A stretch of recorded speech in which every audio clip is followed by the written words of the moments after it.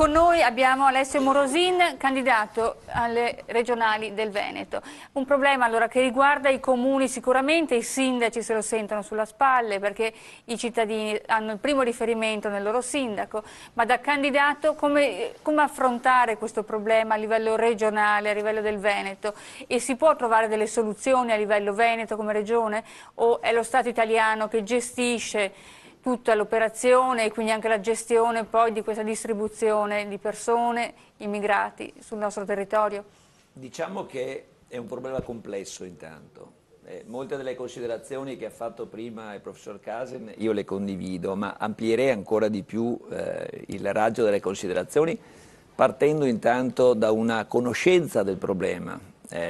Si parla sempre di distinguere tra profughi, coloro che hanno diritto di asilo, e immigrati clandestini che invece non hanno una ragione per difendere un diritto alla vita, per esempio, che è messo in pericolo dalle loro zone di provenienza. E poi l'altro aspetto è quello che è connesso all'applicazione e all'interpretazione della legalità nel nostro Paese. Perché se lei va a chiedere, se lei interroga, se lei sente gli immigrati, e qui magari abbiamo anche qualche testimonianza, la più parte vede l'Italia come un paese senza frontiere, una terra di nessuno, meglio, perché non è che mi piace parlare di frontiere, una terra di nessuno dove si può entrare, Andiamo in studio per favore, grazie. Dove si può entrare, si può fare quello che si vuole, dove la giustizia non rende giustizia né a chi entra come profugo, e questo è il dramma, che ne ha qui di titolo, né a chi nel territorio vive e si trova questa massa di persone, talvolta disperate, altre volte che disperano gli altri. Lei consideri che non è così un ambiente sereno come raccontava il sacerdote prima, la multiculturalità come obiettivo paradisiaco verso il quale tutti quanti ci dovremmo confrontare.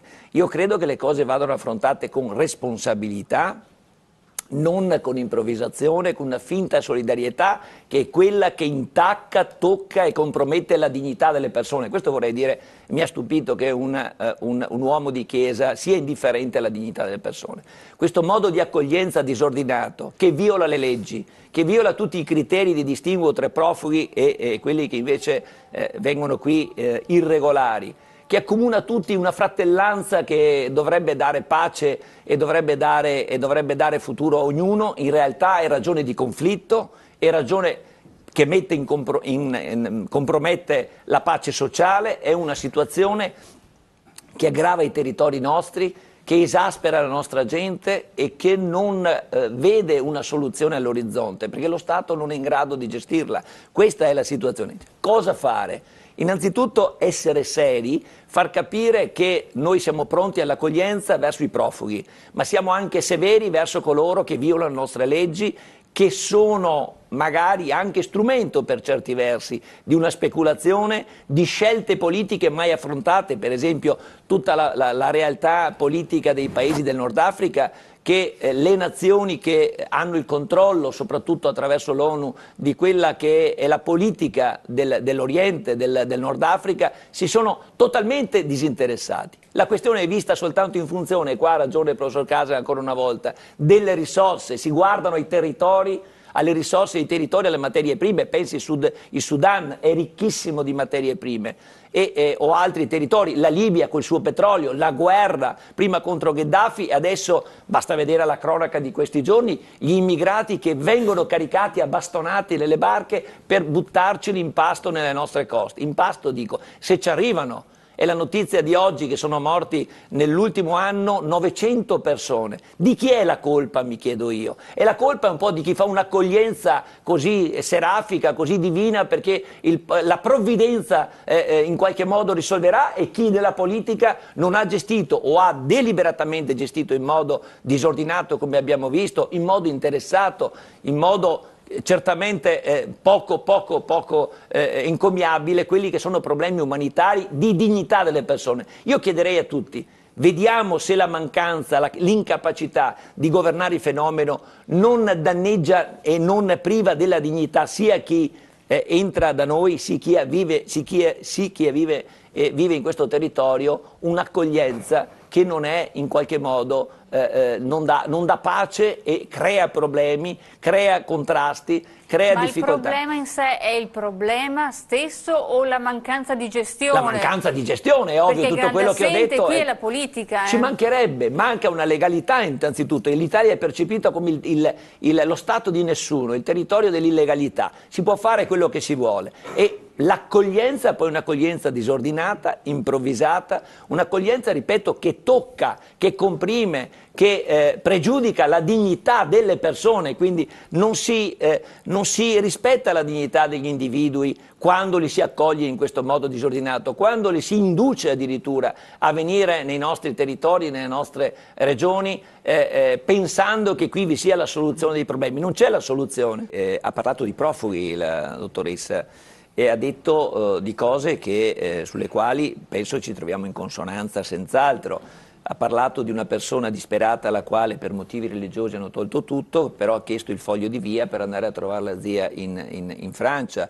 E situazioni quindi che vanno gestite, è la politica che le manca, la politica internazionale. Rispetto a quelle realtà così drammatiche come sono state descritte, credo che noi del Veneto, questa comunità, il nostro popolo sia sicuramente tra i primi per solidarietà, come dimostra in tutti i casi umanitari in cui all'interno, per i terremoti, per altre vicende drammatiche e anche per queste realtà abbiamo sempre dimostrato. Il problema non è quello dei profughi, sia chiaro, la solidarietà siamo i primi a darla, il problema è quello della politica che non sa gestire o addirittura, come diceva il professor Casen, è la causa di questi fenomeni, soprattutto la politica dell'Unione Europea, qui accennava anche Berti, che non c'è però, lei pensi, per dirla in pillole, solo il caso Frontex che ha sostituito Mare Nostrum ha raddoppiato il numero dei profughi, non dei profughi, delle entrate illegali, dei irregolari che entrano nel territorio, ha aumentato il numero dei morti in modo esponenziale.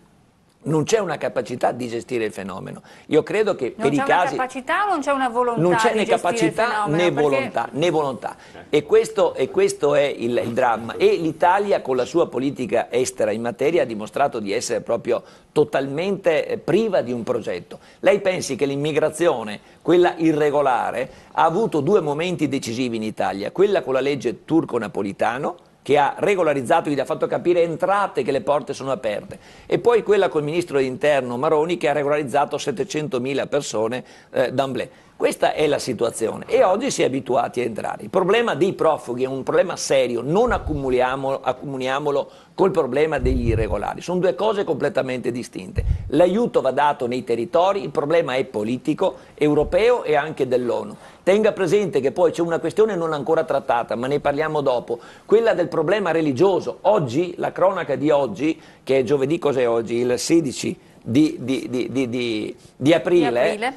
Sono stati in un barcone che veniva dall'Africa, sono stati da alcuni musulmani buttati a mare, quindi ai pescecani, dei cristiani dopo che li hanno interrogati sul fatto della loro appartenenza religiosa. Noi abbiamo affrontato questi problemi, c'è qualcuno che si è posto questo problema. Quel problema se nasce già nella barca che attraversa il famoso canale Sicilia, quando arrivano qua non l'avremo anche nelle nostre case, questo problema. È un problema politico enorme, nessuno ha saputo affrontarlo. Innanzitutto un paese serio deve coinvolgere l'Europa, e questo non l'ha fatto nessun governo italiano, deve coinvolgere le istituzioni internazionali e queste poco si sono dimostrate attente, ma soprattutto deve coinvolgere tutti noi avendo una giusta attenzione di responsabilità sul problema, distinguendo, ripeto, tra profughi e irregolari innanzitutto. Certo, professor Casen. Morosini, qua l'Europa non si prende le sue responsabilità, ricade tutto in capo ai comuni, alle province, o alle aree dei comuni raggruppate sotto quelle che erano le province e anche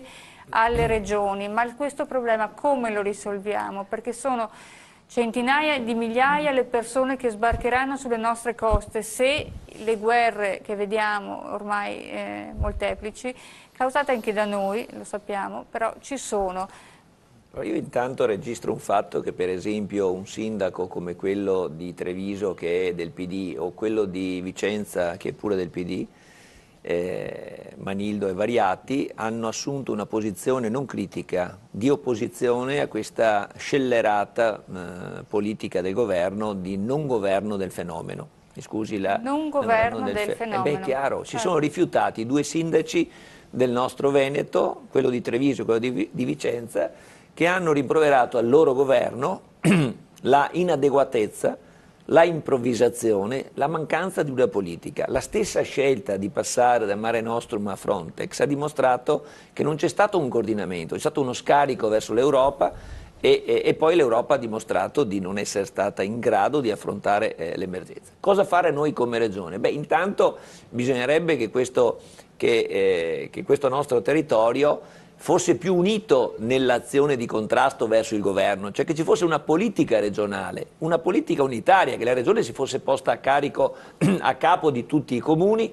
avesse dato lei un progetto rispetto, per esempio facendosi carico di alcune realtà di intervento nelle zone dove veramente i conflitti di guerra hanno creato drammi umani, affrontando problemi concreti e respingendo contemporaneamente quella che è l'immigrazione irregolare. Io su quella sarei inflessibile. Se lei va in Austria o va in Croazia per prendere 2 paesi dell'Unione Europea, non trova gli immigrati per strada come da noi, non li trova. Vuol dire che lì c'è una politica adeguata di tutela della popolazione residente da un'immigrazione disordinata e non è che questi paesi siano meno appetibili di noi, anzi l'Austria... Anzi, direi molto più appetibili di noi, perché ormai vuol dire che qui non c'è legalità, non c'è nulla, manca la legalità, questo è uno Stato fallito di legalità, è uno Stato che non è in grado di dare risposte ai cittadini, non garantisce né la dignità dei veneti né la dignità degli immigrati, questo è il punto. Io insisto su questo punto. Non c'è dignità, è inutile che mi si dica la solidarietà. Io sono, e la nostra gente, il popolo veneto, lo è storicamente, di una espressione di solidarietà straordinaria. Però la solidarietà deve essere governata per salvare la dignità. Se no abbiamo un populismo, un vogliamoci bene tutti, c'è il multiculturalismo, tanto fra un po' di anni sarà un paese unico, ci porterà al disastro, ai conflitti, alla guerra di religione in casa ci portano quelli che ragionano in questi termini.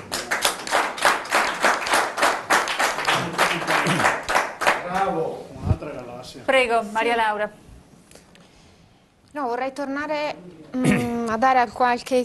Sì, credo che sia di tutta evidenza che il tema non è ancora conosciuto nella sua effettiva dimensione, questo è il primo punto. Non ci sono progetti, come dicevo anche prima, che in tempi brevi ci consentano di vedere affrontato seriamente appunto il tema.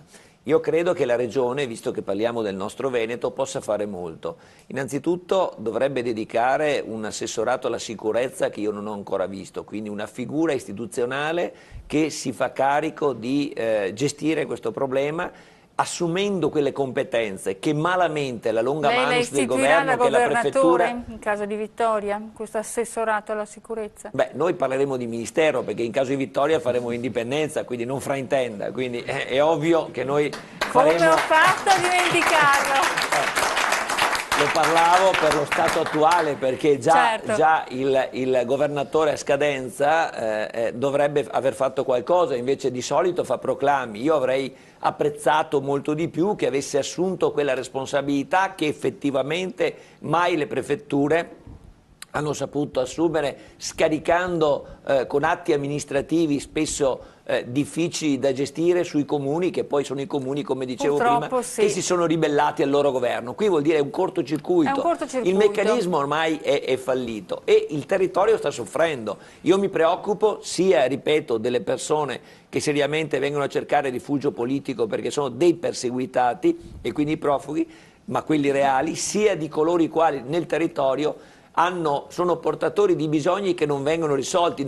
Abbiamo una massa di cittadini in Veneto che si trova e vive una realtà di disagio, di sofferenza e di povertà che è molto più grave di quella dei profughi. Questo vorrei che gli uomini della Chiesa avessero modo di capire e di affrontare seriamente, perché si gira troppo il mondo a vedere la miseria, quando la miseria ce l'hanno fuori dalla porta della Chiesa e magari non sanno neanche.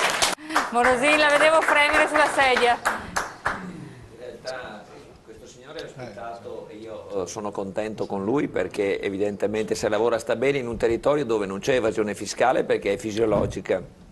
e soprattutto non c'è debito pubblico, quello che lui ha detto, e corruzione fortunatamente è collegata a un potere. Parliamo del Veneto. Certo, io mi interesso di quello, cosa vuole, sono candidato a governare sto territorio e farlo indipendente, e la soluzione dell'indipendenza secondo noi sarà anche una soluzione dell'immigrazione che abbiamo visto oggi, nell'interesse degli immigrati che sono già con noi integrati e contro quella speculazione che sulle vite umane, sulle migrazioni di chi cerca fortuna fa anche la sua personale fortuna o come le cooperative romane fa la cresta e gli affari.